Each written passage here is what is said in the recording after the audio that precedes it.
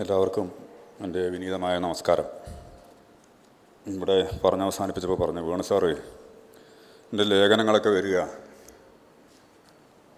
ഏതെങ്കിലും ഭാഷാശാസ്ത്ര ലേഖനം പോലും ആയിരിക്കും ഒരു പക്ഷേ. അതൊക്കെ വരിക ഒരു പക്ഷേ വലിയ LP സ്കൂളിൻ്റെ സ്മരണികയിലായിരിക്കും.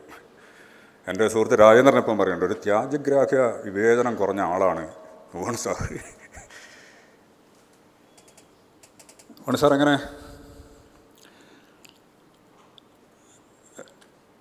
നമ്മുടെ ഈ മലയാള ഭാഷ തന്നെ എൻ്റെ ഒരു ധാരണ വെച്ചൊരു ചെറിയ ഭാഷയാണ്. ഈ ചെറിയ ഭാഷയിൽ ജീവിക്കാൻ വിധിക്കപ്പെടുന്ന ആലോചനാശേഷിയുള്ള മനുഷ്യന്മാരുടെ സാധ്യതയും അതുകൊണ്ട് ഭയങ്കരമായിട്ട് ലിമിറ്റ് ചെയ്യപ്പെടും. അത്തരം ചില ലിമിറ്റ് ചെയ്യൽപ്പെടലിനെയൊക്കെ ഒരു പരിധിവരെ ഉല്ലംഘിച്ച് സഞ്ചരിക്കാൻ കഴിഞ്ഞ ഒരാളാണ് വേണു സാറ്.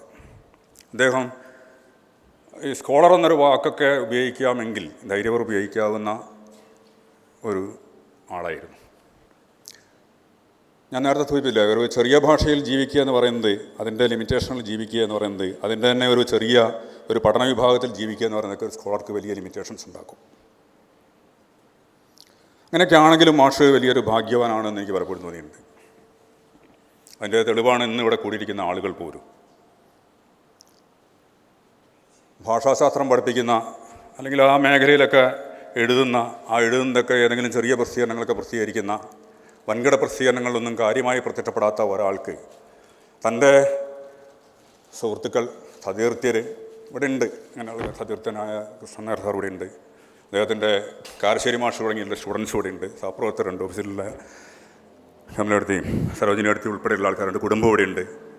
എന്നെ വേണു സാറിന് ഒരു പക്ഷേ ആദ്യമായി തന്നെ വേണു സാറിനെ ശ്രദ്ധിക്കാൻ വേണ്ടി കാരണക്കാരായിരുന്ന ആർ സുഭാഷും ബാലേന്ദ്രൻ കീഴോത്തും ഇവിടെയുണ്ട്. മഹേഷിൻ്റെ, അങ്ങനെ അദ്ദേഹത്തിൻ്റെ സുഹൃത്തുക്കളും സ്റ്റുഡൻസും അദ്ദേഹത്തിൻ്റെ സഹപ്രവർത്തകരായിരുന്ന ആളുകളൊക്കെ ഇവിടെയുണ്ട്. ഈ സാഹചര്യങ്ങളിൽ ഇവരൊക്കെ ഒത്തുകൂടുന്നത്, ഇപ്പം ഞാൻ പറഞ്ഞില്ല, പലപ്പോഴും ആശയപരമായൊക്കെ വളരെ ഭിന്നതയുള്ള ആളുകൾ പോലും ഇവിടെ വേണു സാറിനെ പല രീതിയിൽ മനസ്സിലാക്കുന്ന ആളുകൾ, ഞാൻ അറിയുന്ന വേണു സാറിനെ ആയിരിക്കില്ല ഇപ്പോൾ സോണിയ മനസ്സിലാക്കുന്ന. ഇന്ന് രാവിലെ ഫേസ്ബുക്കിൽ സോണിയ എഴുതിയത് ഞാൻ വായിക്കുകയുണ്ടായി. സോണിയ മനസ്സിലാക്കുന്ന വേണു സാറും ഞാൻ മനസ്സിലാക്കുന്ന വേണു സാറും വളരെ ഭിന്നരായ വേണു സാറുമാരായിരിക്കുമെന്ന് ഞാൻ ഉറച്ചു വിശ്വസിക്കുന്നു. പക്ഷേ അപ്പോഴും ഒന്നിച്ചുകൂടി ഞങ്ങൾ വേണു സാറിൻ്റെ വിദ്യാർത്ഥികളാണ്, ഞങ്ങൾ വേണു സാറിൻ്റെ കൂടുതൽ ഗവേഷണം ചെയ്ത ആളുകളാണ് എന്ന ഒരു അഭിമാനബോധത്തോടുകൂടി കൂടിയിരിക്കാൻ കഴിയുന്നു എന്നുള്ളത് ചെറിയ കാര്യമാണ്. അദ്ദേഹം ഭാഷാശാസ്ത്രത്തിൽ നൽകിയ സംഭാവനകളെല്ലാം ആ രീതിയിൽ തിരിച്ചറിഞ്ഞിട്ടായിരിക്കണമെന്ന് പോലുമില്ല. ഞാൻ തന്നെ അദ്ദേഹത്തിൻ്റെ ഭാഷാശാസ്ത്ര വിദ്യാർത്ഥിയാണെന്ന് പറഞ്ഞുകൂടാ.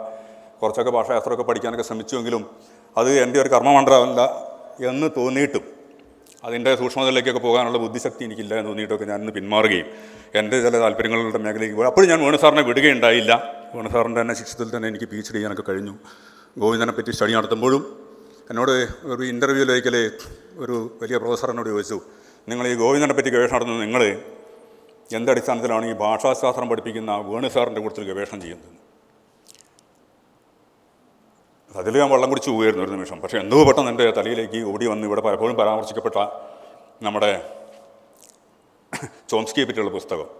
അപ്പോൾ ഞാൻ മറുപടിയായിട്ട് പറഞ്ഞു, ചോംസ്കിയെ പറ്റി മലയാളത്തിൽ ആദ്യമായി പുസ്തകം എഴുതിയ, ഒരു പ്രബന്ധം എഴുതിയ, ചോംസ്കിയെ മലയാളത്തിൽ അവതരിപ്പിച്ച ആളാണ് വേണു സാർ.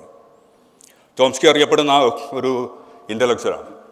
അദ്ദേഹം ഒരു പണ്ഡിതനെന്നതിനപ്പുറത്ത് അദ്ദേഹം വലിയൊരു ഇൻ്റലക്ച്വലാണ്. ആ ഇൻ്റലക്ച്വലിനെ പഠിച്ചെഴുതിയ പുസ്തകം കൂടിയാണ്. മാത്രമല്ല, ആ ഇൻ്റലക്ച്വലിൻ്റെ രാഷ്ട്രീയം ഉൾപ്പെടെ അദ്ദേഹത്തിൻ്റെ ഭാഷാചിന്തയിൽ ഒതുങ്ങി നിൽക്കുന്നതല്ല, ആ ഭാഷാചിന്തയിൽ കൂടി ചോംസ്കി എത്തിച്ചേർന്ന, ഈ കാർട്ടേഷ്യൻ ലിംഗ്വിസ്റ്റിക്സ് എന്നൊക്കെ പറയുന്ന ഒരു മേഖലയോട്ട് എത്തിച്ചേർന്ന ആ സ്ഥലം തിരിച്ചറിഞ്ഞ് രേഖപ്പെടുത്തിയിട്ടുണ്ട് ആ പുസ്തകത്തിൽ. എനിക്ക് തോന്നുന്നു ഫൊണ്ടാന സീരീസിൽ ഇറക്കിയ ചോംസ്കിയെ പറ്റിയുള്ള പുസ്തകത്തെക്കാൾ വേണു സാർ പറയും ആ പുസ്തകം റീപ്രിൻ്റ് ചെയ്യാൻ വേണു സാർ അനുവദിച്ചില്ല. മഹേഷിനോട് പറഞ്ഞു അത് അഴിച്ചു പണിതാലേ പബ്ലിഷ് ചെയ്യാൻ കൊള്ളൂ, അത് കാലാനുസൃതമായി പുതുക്കേണ്ടതുണ്ടെന്ന്. പക്ഷെ എനിക്ക് തോന്നുന്നത് ഫൊണ്ടാന സീരീസ് പറഞ്ഞ ആ പുസ്തകം എഴുതിയ ആളാണ്, ഞാൻ മറന്നുപോയി. അക്കാലത്ത് വായിച്ചിട്ടുണ്ട്. വേണു സാറിൻ്റെ എഴുതാൻ്റെ മറ്റേ മേടിച്ചിട്ടാണ് വായിച്ചത്. ആ പുസ്തകത്താൽ ഒരുപക്ഷെ ചോംസ്കിയുടെ ഒരു പൊളിറ്റിക്കൽ ഇൻ്റലക്ച്വൽ കപ്പാസിറ്റിയെ, അദ്ദേഹത്തിൻ്റെ ഒരു ദൈക്ഷണികതയെ തിരിച്ചറിയുന്ന രീതിയിലുള്ള എഴുത്ത് വാസ്തവത്തിൽ ഈ പ്രബന്ധത്തിലുണ്ട്. അതിൽ ചില വാക്യങ്ങളൊക്കെ ഞാൻ എപ്പോഴും മറക്കാതെ ഓർക്കാറുണ്ട്. എന്താണ്, സൊസ്യൂറിൽ നിന്ന് വെളിച്ചം എന്ന് പറയുന്ന തലക്കെട്ട് ഞാൻ ഓർക്കുന്നുണ്ട്. സത്യത്തിൽ അത് വായിച്ചിട്ട് മറന്നുപോയിരുന്നു. പക്ഷേ കുറേ കാലം കഴിഞ്ഞിട്ട് ഞാൻ പിന്നീട് ഒരിക്കലും പിന്നെ ചോംസ്കി പുസ്തകം പുനഃപ്രസിദ്ധീകരിക്കാൻ വേണ്ടി ആലോചിക്കുന്ന സമയത്ത് വായിച്ചപ്പോൾ ഞാൻ ഓർക്കുന്നത്, അതിൽ ഈ പറഞ്ഞ വാക്യം എന്നെ അറിയാതെ സ്വാധീനിച്ചിട്ടല്ലേ അല്ലെങ്കിൽ എൻ്റെ അത് എവിടെയോ പതിഞ്ഞു കിടന്നിട്ടല്ലേ ഞാൻ യമൻ റോയിൽ നിന്ന് വെളിച്ചം എന്ന് എൻ്റെ PhD തീസിൻ്റെ അതൊരു ടൈറ്റിൽ എഴുതേണ്ടി വന്നു. അത് എഴുതുന്ന സമയത്ത് ഓർത്തുകൊണ്ട് എഴുതുന്നതല്ല, ആ രീതിയിൽ നമ്മൾ പതിയുന്നതാണ്. അങ്ങനെ പതിയുന്ന തരത്തിലുള്ള പതിച്ചിലുകൾ പല രീതിയിൽ സംഭവിച്ച ആൾക്കാരുടെ ഒരു കൂട്ടമാണ് ഇവിടെ വന്നിരിക്കുന്നത്. ഭാഷാശാസ്ത്രം പഠിപ്പിക്കുകയൊക്കെ ചെയ്തിട്ട് അങ്ങനെയുള്ള ഒരു കൂട്ടത്തെ സ്വാധീനിക്കാൻ കഴിയുക എന്ന് പറയുന്നത് വലിയ കാര്യമാണ്. ആ അർത്ഥത്തിൽ മാഷൊരു ഭാഗ്യവാനാണ് എന്ന് വിചാരിക്കുന്നു. അപ്പോൾ അത് ഒക്കെ പരിഗണിച്ചുകൊണ്ട് ഞാനറിയുന്ന വേണുഗോപാല പണിക്കരെ പറ്റി ഒരു പേപ്പർ എഴുതാം, പ്രബന്ധം അവതരിപ്പിച്ചേ തീരുന്നൊക്കെ നമ്മുടെ ഗിരീഷ് ഇങ്ങനെ ശഠിച്ച് പറഞ്ഞപ്പോൾ ഞാൻ വിചാരിച്ചു അങ്ങനെ ഒരു വ്യക്തിപരമായ ഒരു തരത്തിലുള്ളൊരു ആലോചനയിൽ എഴുതാമെന്ന്. അപ്പോഴാണ് ആ സെമിനാറിൻ്റെ ഒരു ഡീറ്റെയിൽസ് കാണുന്ന സമയത്ത് അത് ഭാഷാ നോട്ടം, സംസ്കൃത നോട്ടം, അങ്ങനെയുള്ള ഗണിത നോട്ടം എന്നൊക്കെ പറഞ്ഞുകൊണ്ടാണ്. അത്തരമൊരു നോട്ടപ്പാടിലേക്ക് ചെന്ന് നിൽക്കാൻ എനിക്ക് പറ്റുന്നില്ല. അതുകൊണ്ട് ഞാൻ തന്നെ നോക്കാം എന്ന് വിചാരിച്ച് ഞാൻ അറിയുന്ന വേണുഗോപാല പണിക്കർ എന്ന രീതിയിൽ ആലോചിക്കുകയും പിന്നെ ഒരു സാങ്കേതികമായിട്ടൊക്കെ ഒരു ടൈറ്റിൽ എടുക്കട്ടെ എന്ന് വിചാരിച്ചിട്ടാണ് ഞാൻ കൂടുതൽ സമയത്ത് വേണു സാർ എന്ന അക്കാദമിക വ്യക്തിത്വം എന്നൊക്കെ എഴുതിയത്. അത് ഞാൻ ഈ എഴുതി അവതരിപ്പിക്കുന്ന ഈ പേപ്പറിൻ്റെ അകത്ത് ഉണ്ടാകുമോ എന്ന് എനിക്കറിയില്ല. എങ്കിലും അത് ഞാൻ വായിച്ചില്ലെങ്കിൽ ഒരു പക്ഷേ ഈ പറഞ്ഞ സമയത്തിൻ്റെ പരിമിതികളെല്ലാം ലംഘിക്കുകയും ഇവിടെ നിന്ന് ഭീഷണി വരികയൊക്കെ ചെയ്യും. അത് ഒഴിവാക്കാൻ വേണ്ടിയിട്ട് വേഗത്തിൽ ഞാനത് വായിച്ചു തീർക്കാം. ഞാനറിയുന്ന വേണുഗോപാല പണിക്കർ പരീക്ഷയ്ക്ക് വൈകിയെത്തി മഹാരാജാസ് കോളേജിൻ്റെ വരാന്തയിലൂടെ ഹാൾ തേടി ഓടുന്ന സ്വപ്നം കാണാറുള്ളതിനെക്കുറിച്ച് ഒരു രാത്രി സംഭാഷണത്തിൽ വേണു സാർ എന്നോട് പറയുകയുണ്ടായി. ഞാനന്ന് മഹാരാജാസ് കോളേജിലെ അധ്യാപകനായി പണിയെടുക്കുകയായിരുന്നു. ചരിത്രത്തിൽ ഞാനിവിടുത്തെ മാഷ് ഇവിടുത്തെ വിദ്യാർത്ഥിയുമാകുന്നതിലെ തകിടം മറിച്ചിലിനെക്കുറിച്ചൊക്കെ പറഞ്ഞ് ചിരിച്ച കൂട്ടത്തിലാണ് മാഷ് എന്നോട് ഈ സ്വപ്നത്തിൻ്റെ കഥ പറഞ്ഞത്. പലരും കാണാനിടയുള്ള സ്വപ്നമാണെന്ന് തോന്നുന്നു. ഞാൻ ഇമ്മാതിരി പലപ്പോഴും കണ്ടിട്ടുണ്ട്. വേണുഗോപാല പണിക്കരെ സംബന്ധിച്ചിടത്തോളം ഈ ഓട്ടം ഞാൻ വൈകി എന്ന വിചാരം നിഴല് പോലെ കൂടപ്പിറപ്പായി ഉണ്ടായിരുന്നു എന്ന് ഞാൻ വിചാരിക്കുന്നു. ഇനിയും വായിക്കാത്തതും പഠിക്കാത്തതും അറിയാത്തതുമായ കാര്യങ്ങളെ സംബന്ധിച്ച ഒരു ബോധം പലപ്പോഴും നാക്കുപിട പോലെ പറയുന്നതിനിടയ്ക്ക് മിന്നിമാറി പുറത്തെത്തുന്ന വർത്തമാനങ്ങളുടെ ഭാഗമായിട്ടുണ്ടായിരുന്നു. താനൊരു മടിയനും താനൊരു ഉഴപ്പനുമാണെന്ന് വിശ്വസിക്കുന്നതിൽ ഒരു ആശ്വാസമോ സുഖമോ കാണുന്ന ഒരു വീക്ഷണം അദ്ദേഹത്തിലുള്ളതായി എനിക്ക് തോന്നിയിട്ടുണ്ട്. എൻ്റെ തോന്നലാകാം, എനിക്ക് അങ്ങനെ തോന്നിയിട്ടുണ്ട് എന്ന് മാത്രം. കാലത്തിനൊപ്പം ഓടിയെത്താൻ കഴിഞ്ഞില്ല എന്ന ബോധം എന്ന് വേറൊരു തരത്തിൽ പറയാം. എന്നാൽ വളരെ ആധുനികാനന്തരവുമായ ഒരു ലോകബോധത്തിലേക്ക് വളരെ നേരത്തെ തന്നെ പ്രവേശിക്കാൻ കഴിഞ്ഞ ഒരാളായിട്ടാണ് എനിക്ക് അദ്ദേഹത്തെ മനസ്സിലാക്കാൻ കഴിഞ്ഞിട്ടുള്ളത്. ഒരു മുരത്ത യാഥാസ്ഥിതികനോ പിന്തിരിപ്പൻ മൂരാച്ചിയോ സംഘിയോ കമ്മ്യൂണിസ്റ്റോ അന്തിമത്ത വിശ്വാസിയോ രാഷ്ട്രീയ ജീവിയോ ബഹുരാഷ്ട്രീയ ജീവിയോ സുരാഷ്ട്രീയ ജീവിയോ ആയി ജീവിക്കാനും നാം മനസ്സിലാക്കുന്ന തരത്തിലുള്ള വിജയധന്യതകൾ, നമ്മുടെ ജീവിതത്തിലെ വിജയസങ്കല്പങ്ങൾ, ആ വിജയധന്യതകൾ ഒത്തിണങ്ങി ജീവിച്ച ആളായിത്തീരാനുള്ള സർവ്വസാധ്യതകൾ ഉണ്ടായിരുന്ന ഒരാളായിരുന്നു വേണുഗോപാല പണിക്കർ എന്ന് ഞാൻ വിചാരിക്കുന്നു. അദ്ദേഹത്തിൻ്റെ ആ സാധ്യതകളൊന്നും അദ്ദേഹം പ്രയോജനപ്പെടുത്തുകയുണ്ടായില്ല. അതിനൊന്നും തുനിയാതെ സന്ദേഹിയായും അന്വേഷിയായും നിരാശയായും നിഷേധിയായും ഒളിച്ചിരിക്കുന്ന നിഷേധി, ലാഘവത്തോടെ ചിന്തിച്ചും മഠങ്ങളോ പാഠശാലകളോ അക്കാദമികളോ സ്ഥാപിക്കാതെ അറിവും അന്വേഷണവും ആലോചനയും ഒക്കെ വീട്ടുഭാഷയിലും സൗഹൃദ സംഭാഷണങ്ങളിലും നാട്ടുഭാഷയിലുള്ള കുറിപ്പുകളിലും പ്രബന്ധ ഭാഷയിലുള്ള ദീർഘപഠനങ്ങളിലും പ്രകാശിപ്പിച്ച് അദ്ദേഹം അനിതര സാധാരണമായ ഒരു അക്കാദമിക മാതൃക സൃഷ്ടിച്ചു. അതിന് നായക സ്വഭാവമോ ദൗത്യനിർവഹണ സ്വഭാവമോ ഒന്നും ഉണ്ടായിരുന്നില്ല. പല സ്കൂളുകളോടും കർമ്മഗത്യ സ്നേഹബുദ്ധിയ ബന്ധപ്പെട്ടിരുന്നെങ്കിലും അതിൻ്റെ ഒന്നും ചട്ടക്കൂടുകളിലും മെമ്പർഷിപ്പുകളിലും അധികാരബന്ധങ്ങളിലും അദ്ദേഹം അഭയം കണ്ടില്ല. അതൊക്കെയാണ് അദ്ദേഹത്തിൻ്റെ ഭാഗ്യങ്ങളുടെ ഭാഗം. വിമർശന ബുദ്ധി നന്നായി ഉണ്ടായിരുന്നു. അപ്പോഴും ഒരു വിമർശന സ്ഥാപനമായി മാറാതിരിക്കുന്നതിന് എന്തോ ഒരു പ്രതിജ്ഞ എടുത്തിട്ടുണ്ടായിരുന്നു അദ്ദേഹം എന്ന് തോന്നിയിട്ടുണ്ട്. സ്ഥാപനമായി തീരുന്നവയോട് മാത്രമല്ല, സ്ഥാപനമായി തീരുന്നതിനോടും അദ്ദേഹം വിമുഖത പുലർത്തി. ശാസ്ത്രശാഖകളിലായിരുന്നു അദ്ദേഹത്തിൻ്റെ ബിരുദ വിദ്യാഭ്യാസം. ഇവിടെ സൂചിപ്പിച്ചു, ഗണിതവും ഫിസിക്സും അതിൻ്റെ ഭാഗമായിരുന്നു. അതുളവാക്കിയതാവാം ഒരു നിയതത്വവും ഋജുത്വവും അദ്ദേഹത്തിൻ്റെ ആലോചനാവിനിമയങ്ങളിൽ ഒരു സംസ്കാരമായി പുലർന്നു. സാഹിത്യവും പിന്നീട് ഭാഷാശാസ്ത്രവും അതീവ താല്പര്യത്തോടെ സ്വേച്ഛയാൽ തിരഞ്ഞെടുത്ത് അദ്ദേഹം പഠിച്ചു. പല ഭാഷകൾ അറിഞ്ഞു. അദ്ദേഹത്തിൻ്റെ ഒരു വലിയ സിദ്ധികളിലൊന്നാണ് കേട്ടോ പല ഭാഷകൾ. ജോർജ് മാത്തൻ്റെ വലിയ സിദ്ധി എന്ന് പറയുന്നത് അദ്ദേഹത്തിന് ബഹുഭാഷകൾ അറിയാമെന്നുള്ളതാണ്. ഗുണ്ടർട്ടിൻ്റെ ഒരു വലിയ സിദ്ധി എന്ന് പറയുന്നത് ബഹുഭാഷകൾ അറിയാമെന്നുള്ളതാണ്. ഈ ബഹുഭാഷാത്വം എന്ന് പറയുന്ന ഒരു സാധ്യത ഉപയോഗപ്പെടുത്തിയുള്ളൊരു സ്കോളർഷിപ്പിൻ്റെ ഒരു വിശാലത, അതായിരുന്നു വേണു സാറ് ഈ മലയാള വിഭാഗത്തിൻ്റെ ഭാഗമായിരിക്കുമ്പോഴും അദ്ദേഹത്തെ വ്യത്യസ്തനാക്കുന്ന ഒരു ഘടകമെന്ന് പറയുന്നത്. സാഹിത്യവായനയും ആസ്വാദനവും വിലയിരുത്തലും വിസംവാദവും അദ്ദേഹത്തിൽ സജീവമായിരുന്നു. വളരെ കുറച്ച് സാഹിത്യ സംബന്ധിയായി എഴുതിയിട്ടുള്ളുവെങ്കിലും അവ അദ്ദേഹത്തിൻ്റെ വിമർശനാത്മക വ്യക്തിത്വത്തെ തെളിയിക്കുന്നതായിരുന്നു. ഭാഷാശാസ്ത്രത്തിലും അതിൻ്റെ ഭാഗമായി അദ്ദേഹം ഉപസ്ഥിതിപ്പെടുത്തുന്ന വ്യാകരണത്തിലും, എല്ലാവർക്കും വ്യാകരണവും ഭാഷാശാസ്ത്രവും ഒരു രണ്ട് കളങ്ങളാണ്, വള്ളം കിടക്കാത്ത അറകൾ പോലെ കാണുന്ന ഒരു കാഴ്ചയിലാണ് നമ്മൾ സാധാരണഗതിയിൽ ആളുകൾ മനസ്സിലാക്കാറ്. നമ്മുടെ സ്കൂൾ പഠനത്തിൽ, നമ്മുടെ കോളേജ് വിദ്യാഭ്യാസത്തിലൊക്കെ സാധാരണ കാണുക എങ്ങനെയാണ്. പക്ഷെ അങ്ങനെയല്ല, ഭാഷാശാസ്ത്രത്തിൻ്റെ ഒരു ഭാഗമാണ് വ്യാകരണമെന്ന് കാണാവുന്ന ഒരു വീക്ഷണത്തിലാണ് വേണു സാറിന് കാണാൻ വേണ്ടി കഴിയുന്നത്. ഭാഷയെപ്പറ്റിയുള്ള സകലമാന മേഖലയിൽ നടക്കുന്ന പഠനങ്ങളും അദ്ദേഹത്തിൻ്റെ ഇപ്പോൾ ഈ പ്രസിദ്ധീകരിക്കാൻ പോകുന്ന പുസ്തകത്തിൻ്റെ ആദ്യ ലേഖനത്തിൽ പോലും ആ രീതിയിലുള്ളൊരു കാഴ്ചപ്പാടിനെ എങ്ങനെയാണ് ചേർത്ത് നിർത്തുന്നതെന്ന് കാണാവുന്നതാണ്. വ്യാകരണത്തിലും ബഹുകാലികമായ ആഗമിക താരതമ്യ ഭാഷാ നിരൂപണങ്ങളിലും താരതമ്യ നിരുക്തത്തിലും വർണ്ണ സ്വനിമ വിചാരങ്ങളിലും അർത്ഥവിജ്ഞാനത്തിലും നിരുക്ത ചിന്തയിലും ഉച്ചാരണശാസ്ത്രത്തിലും ഒക്കെയായിരുന്നു അദ്ദേഹത്തിൻ്റെ ശ്രദ്ധ പ്രത്യേകമായി പതിഞ്ഞിരുന്നതെന്ന് നമുക്കറിയാം. സാമൂഹിക ഭാഷാചിന്തയിലേക്കും ഭാഷാ മനോഭാവ ചിന്തയിലേക്കും ഫോക്ലോറിലേക്കും പത്രചിഹ്നശാസ്ത്രത്തിലേക്കും ഒക്കെ ശ്രദ്ധ വായിക്കുന്നതും മാഷയുടെ താല്പര്യങ്ങളിൽപ്പെടുന്നു.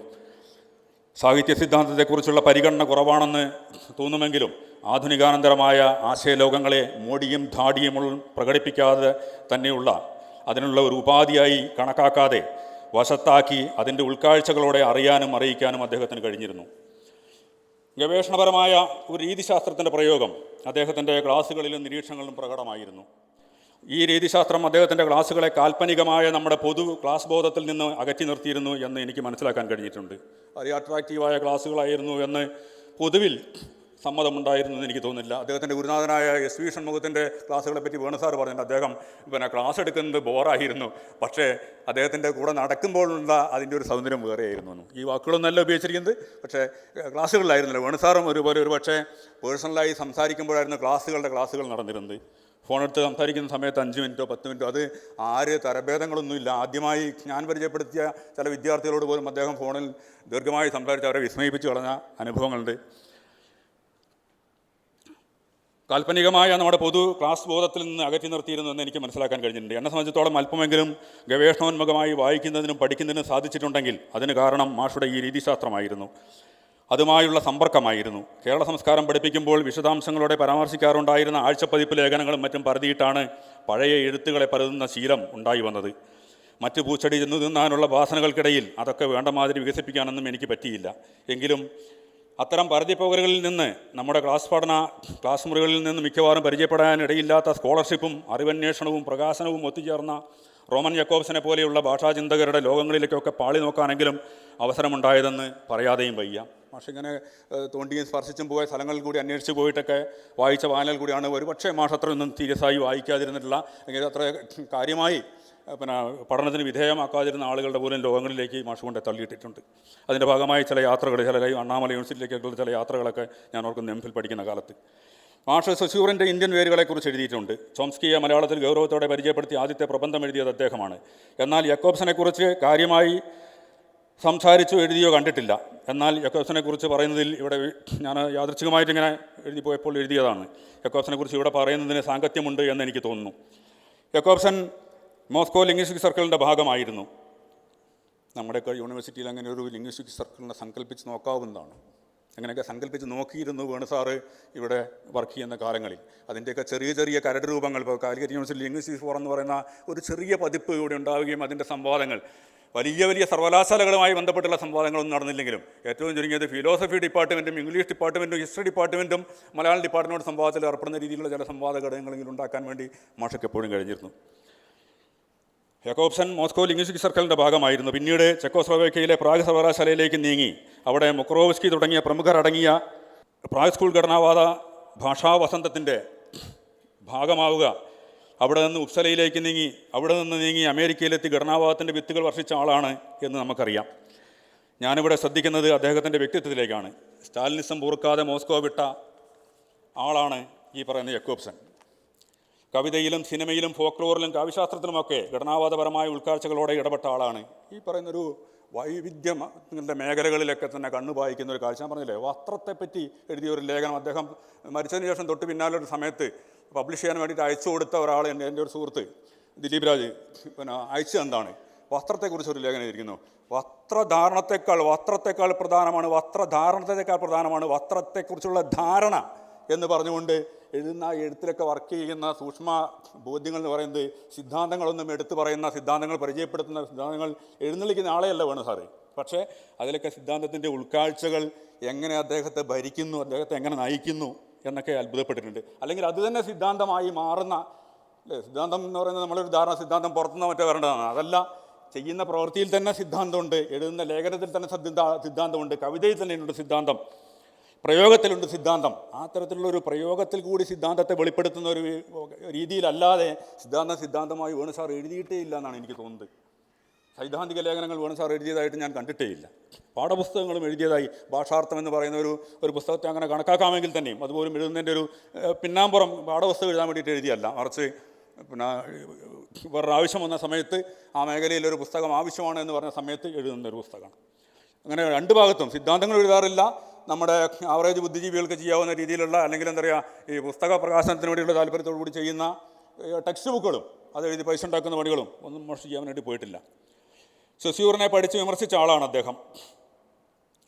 ഭാഷാശാസ്ത്രം അടിസ്ഥാന തട്ടകമായിരിക്കെ സഹൃദയത്വവും കാവ്യശാസ്ത്രപരമായ ആലോചനയും ഫോക്ലോർ പഠനവും ഒക്കെ ഒത്തൊരുമിക്കുന്ന ഒരു ദൈഷ്ണിക വ്യക്തിത്വത്തിൻ്റെ മഹാമാതൃകയാണ് യക്കോബ്സണിലുള്ളത്. അതിൻ്റെ കേരളീയമായ ഒരു കൊച്ചുപതിപ്പായി വേണു സാറിൻ്റെ വ്യക്തിത്വത്തെ കാണുന്നത് കോളനീകൃതമായ എൻ്റെ ബോധത്തിൻ്റെ പ്രകാശനമാകുമോ എന്നറിയില്ല. അതിൽ വലിയ കാര്യമില്ല, പോട്ടെ. കാര്യം ഇതാണ്: ഭാഷാശാസ്ത്രത്തെ കേവലമൊരു ഉണക്കശാസ്ത്ര മേഖലയായി കണ്ടും അറിഞ്ഞും പഠിച്ചും പഠിപ്പിച്ചും പരീക്ഷ എഴുതിയും മാർക്കിട്ടും സ്ഥാനപ്പെടുത്തേണ്ടതല്ല അല്ലെങ്കിൽ സ്ഥാനപ്പെടുത്താവുന്നതല്ല എന്ന് വെളിപ്പെടുത്തുന്ന ഒരംശം വേണു സാറിലുണ്ട്. ഘടനാവാദ ഭാഷാശാസ്ത്രത്തെ ചരിത്രാത്മകമായ ബോധത്തോടെയും വ്യാകരണപരമായ ആശയങ്ങളോടെയും സമന്വയിപ്പിക്കുന്ന ഒരു വീക്ഷണത്തിൻ്റെ അനുഗ്രഹീത സ്പർശം യക്കോബ്സണിൽ എന്തുപോലെ വേണു സാറിലും പ്രവർത്തിച്ചിരുന്നതായി എനിക്ക് തോന്നിയിട്ടുണ്ട്. ഇത് പറയുന്ന ഒരു കാര്യം, പ്രധാനപ്പെട്ട ഒരു സാധനം പറയുന്നത് അദ്ദേഹം ഈ ഘടനാവാദത്തിൻ്റെ സ്കൂളിലാണ് വാസ്തവത്തിൽ വേണു സാറിൻ്റെ പരിശീലനം നടന്നിട്ടുള്ളത്.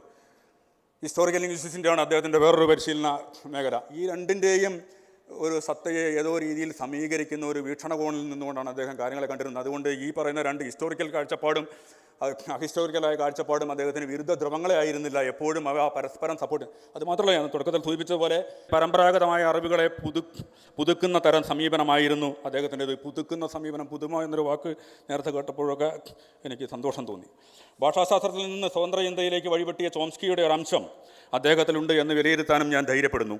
ഭാഷാശാസ്ത്രം പഠിക്കുകയും വ്യാകരണം പഠിക്കുകയും ഒക്കെ ചെയ്തുകൊണ്ട് പാണ്ഡിത്യത്തെ മറികടന്ന് സഹൃദയനായി ജീവിക്കാനും വിമർശനാത്മകമായി ചിന്തിക്കുന്ന സാമൂഹിക അടിമവത്കരിക്കപ്പെടാത്ത മനസ്സുള്ള അക്കാദമിക് രാഷ്ട്രീയ ജീവിയായി ജീവിക്കാനും കഴിയുക എന്നത് വലിയ കാര്യമാണ്. ഒരു അക്കാദമിഷനെ സംബന്ധിച്ചിടത്തോളം അഭിലഷണീയമായ ഒരു വലിയ പദവിയാണത് എന്ന് ഞാൻ കരുതുന്നു. ആ പദവിയിൽ സ്വതന്ത്ര ചിന്തയുടെ കൊടിയടയാളമുണ്ട് എന്ന് പറയുവാനും ഞാൻ ധൈര്യപ്പെടുന്നു. വേണുമാഷയുടെ സംസാരങ്ങളിൽ നിന്ന് ഞാൻ മനസ്സിലാക്കിയ ഒരു കാര്യം കൂടി ഇതിന് ഉപോദ്ബലകമായി ചൂണ്ടിക്കാണിക്കാമെന്ന് തോന്നുന്നു. വേണുമാഷ് ആദരവോടെ കാലിക്കറ്റ് സർവകലാശാല കണ്ട പ്രധാനപ്പെട്ട ഒരാൾ അത് MGS നാരായണനായിരുന്നു. അദ്ദേഹം ആദരവോടെ കണ്ടിരുന്ന മറ്റൊരു അക്കാദമിഷ്യൻ പ്രൊഫസർ M ഗംഗാധരനായിരുന്നു. മറ്റൊരാൾ R വിശ്വനാഥനായിരുന്നു. അദ്ദേഹം ഏറ്റവും കൂടുതൽ സംസാരിച്ചിരുന്ന ശിഷ്യനും സുഹൃത്തും MN കാരശ്ശേരിയായിരുന്നു. ആശയ ഭിന്നതകളും അഭിപ്രായ ഭിന്നതകളും ഉണ്ടാവാമെങ്കിലും ഇവരൊക്കെ വരച്ചെടുക്കുന്ന ഒരു സൗരയൂഥം ധിഷണാപരമായ സ്വതന്ത്രതയുടേതാണ്.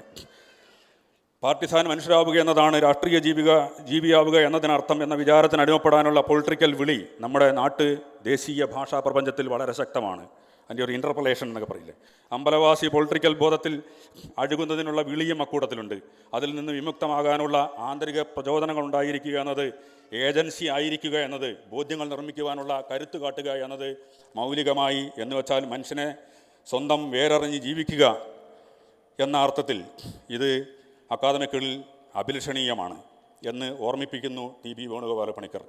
നമ്മുടെ തനിമയെ ഉദ്ഘോഷിക്കുന്നവർ ഓർക്കണം, ജാതിബോധവും ജന്മിബോധവും മറ്റുമാണ് നമ്മുടെ തനിമാബോധത്തിൻ്റെ തനതംശം എന്ന് വേണു സാർ എഴുതും. ഇക്കാര്യം തെളിഞ്ഞറിഞ്ഞിരുന്ന ഭാഷാചിന്തകനായിരുന്നു അദ്ദേഹം. അതിനൊന്നും പിടികൂടാനാവാത്ത വിധം സ്വാതന്ത്ര്യബോധവും അദാസ്യത്വവും അദ്ദേഹത്തിന് ഉണ്ടായിരുന്നു. ഉച്ചത്തിൽ വിളിച്ചുകൂവി പരസ്യം ചെയ്ത് നടന്നില്ലെങ്കിലും തൻ്റെ കർമ്മമണ്ഡലത്തെക്കുറിച്ച് വ്യക്തതയുണ്ടായിരുന്നു അദ്ദേഹത്തിന്. അദ്ദേഹം ഉണ്ടാക്കിയ, ഞാനൊക്കെ പഠിച്ച MPhil ഭാഷാശാസ്ത്രത്തിൻ്റെ സിലബസ്, അദ്ദേഹം ബാലസുബ്രഹ്മണ്യം മാഷിൻ്റെ പിന്തുണയോടെ ആസൂത്രണം ചെയ്ത കേരള പാണ്ഡ്യം സെമിനാർ, വിദ്യാർത്ഥികളുടെ മുൻകൈയിൽ 1988 ജനുവരിയിൽ നടന്ന മേള എന്ന സാഹിത്യ ശില്പശാലയിലും 1993 ജനുവരിയിൽ നടന്ന സാഹിത്യ സമീപന ശില്പശാലയിലും അതിൻ്റെയൊക്കെ സംഘാടനത്തിൽ പുലർത്തിയ മമതയും സഹകരണവും ഗവേഷണത്തിൻ്റെ ദീർഘിച്ച കാലയളവിൽ പ്രദർശിപ്പിച്ച വ്യക്തിപരമായി ഞാൻ അനുഭവിച്ച ഉദാരതയും ഇതൊക്കെ ഏറെ സ്വാധീനിച്ച, പരത്തി പറയാവുന്ന വ്യക്തിപരമായ കാര്യങ്ങളാണ്. അതിന് ഞാൻ മുതിരുന്നില്ല. മാർഗദർശനം എന്നത് സ്വതന്ത്രമായി അന്വേഷിക്കാനും ചിന്തിക്കാനും അനുവദിക്കുക, അതിനുതകുന്ന പരിസരമായി നിലകൊള്ളുക എന്നാണെന്ന് അദ്ദേഹം പഠിപ്പിക്കാതെ പഠിപ്പിച്ചു. ശരി, നമസ്കാരം. പ്രിയരെ, ഈ സെഷൻ്റെ അവസാനത്തിലേക്ക് നാം എത്തുകയാണ്. സംഘാടകരുടെ പേരിൽ ഔദ്യോഗികമായി നന്ദി പറയുക എന്ന ആ കൃത്യം മാത്രമേ ഞാൻ നിർവഹിക്കുന്നുള്ളൂ. സമയത്തിൻ്റെ കുറവ് പരിഗണിച്ചുകൊണ്ടാണ് അങ്ങനെ ചെയ്യുന്നത്. വേണുഗോപാല മാഷുടെ